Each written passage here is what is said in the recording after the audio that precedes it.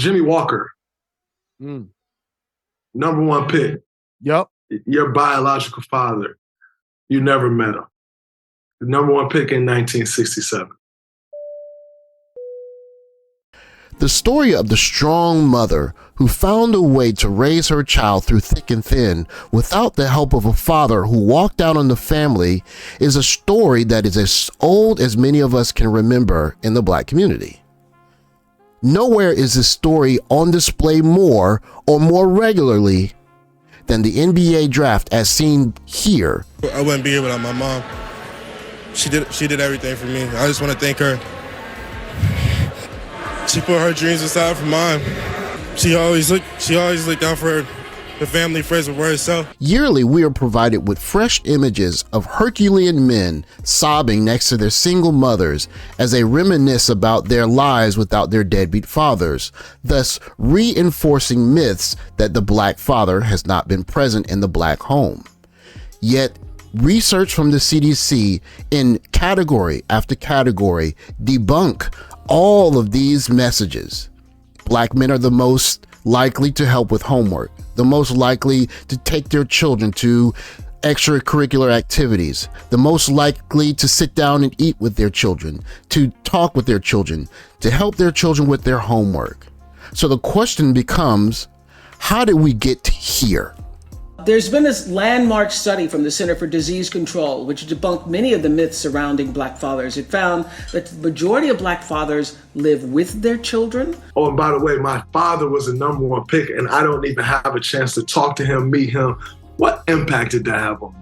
A lot of pain, a lot of hurt, a lot of anger, a lot of disappointment, because a lot of times you start to think, he don't want to meet me. Are more likely to help their children with their homework, prepare meals, bathe and dress their children compared to fathers of other races. When I'm at St. Cecilia and people are referencing him and showing him love, but I'm standing next to my mother who just brought me there and we're poor and they talking about him, I resented that. So the absent or deadbeat Black father myth that many in America believe is really more like a lie. So the absent or deadbeat Black father myth that many in America believe is really more like a lie. The modern dating dynamic in the Black community can be seen as, for women, you keep your standards high and hold out for the best, most select man possible. That, of course, means that regardless of your current circumstances, you never lower your standards until you have an opportunity at a select man, in which time you pounce. The select man, of course, enjoys the wide range of opportunities in dating and mating. And the select man, of course, gets the fruits of the labor, hence men who make it to the NBA and the NFL. These men are desired for their DNA attributes and characteristics. And men who are non-select and are not tall and overly athletic are needing to create value by becoming men who produce in a society. In the Black community, these men are told they are the ones who are supposed to come and take care of the children created by the select men. We often see these specimens of human nature when we turn on our televisions.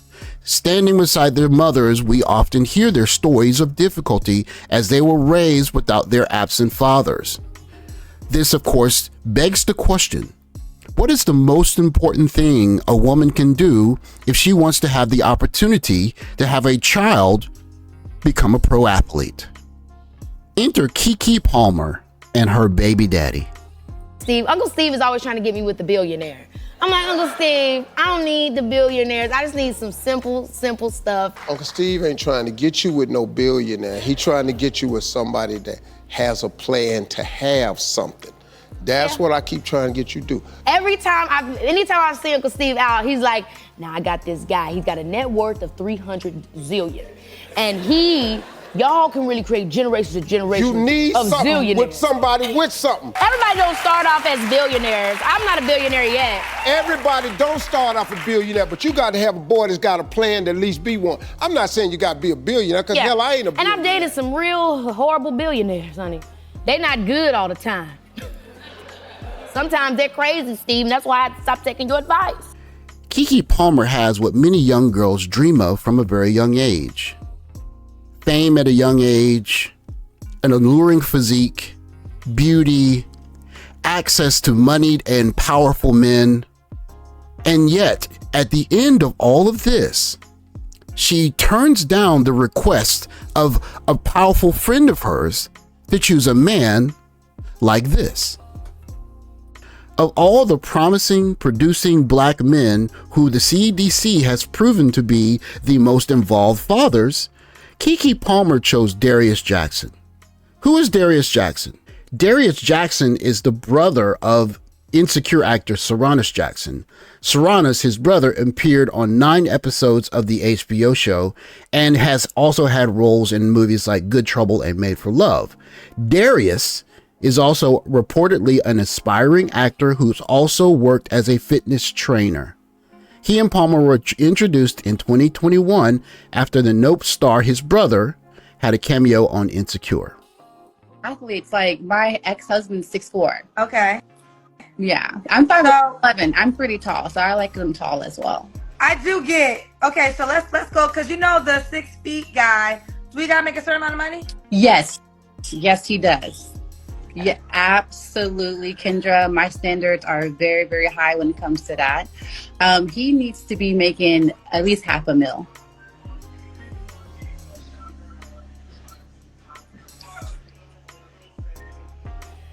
$500K. Yep. Now, let me just, okay, so he has to be 6 feet. Mm-hmm. He has to make $500K. At least, yes. And you're the only woman. I'm the only woman, yes. He's faithful. Yes. Where you at? I'm hoping, you know what? I feel like I can find him. That's why I'm on your show, Kendra. I'm hoping that there's someone who is at my level. Anyone paying attention to the modern day dating market knows that for many young women, 6 foot tall is a baseline requirement in terms of mate selection. But when you have a mate selection criteria of 6 foot tall, it doesn't always lend itself to people choosing the best partners. And many times the offspring of said partners can become giants that are emotionally broken. We wasn't supposed to be here. You made us believe. You kept us off the street, put clothes on our backs, food on the table. When you didn't eat, you made sure we ate. You went to sleep hungry. You sacrificed for us. You the real MVP. You know what I'm saying? Like, my father played in the league, and to not know him, she was like, you gonna make it. You gonna get us out the hood. I promise you. And I was like, I'm gonna do it, Mom. This leads us back to our original question. How do you get a child that becomes a pro sports star? Well, the best way to do that is the way that we now do that in the black community. By mating for genes. Mating for height, for look, for skin color, for hair texture, for athleticism, for body size and strength. Doing these things, you too can create a Kevin Durant. You can have a child that is a Zion Williamson. You can have children that become incredible freaks of athleticism. This, of course, puts non-select men who are on the path to productivity in a quandary. Why? Because women are mating for physical selectors like... Why didn't you want to get an... Because I wanted his baby. What did you like about him? His legs. His legs? I got a thing for bow-legged boys. Bow-legged boys? I love them. They have some gorgeous legs. I just don't know. Darren Lyle is the father of Clorinda's baby. When confronted by Steve Harvey as to why Keke won't date men who have established themselves and build a future with these types of men, she essentially said, I'm not mating for legacy. I'm mating for genes. And many men have come to understand that in this dynamic, the men who come up later and date the ladies who at the beginning dated for genes, and at the end settled for a man who is financially viable and is responsible, it only perpetuates the cycle, leaving many younger men to walk away from the system. The dating dynamic in the Black community is simple. Women are dating to hit home runs. And this, of course, means men that are productive, that are working hard, but that are non-select are faced with two choices. Either rescue women at the end of this mating cycle and continue to produce men that are of incredible athletic prowess but are broken emotionally, or date women that can value men that are productive even if they aren't 6-foot giants. Now, non-select men have options they can exercise. Be they Coach Greg Adams and his free agent lifestyle, or Black Ram 313 and his real peel, or Passport Bros, or SYSBM.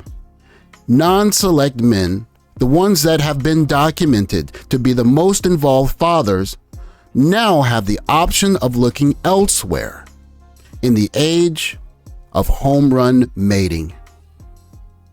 Thanks for watching. Like, subscribe, comment below. I'll catch you guys in the next video. Take care, guys.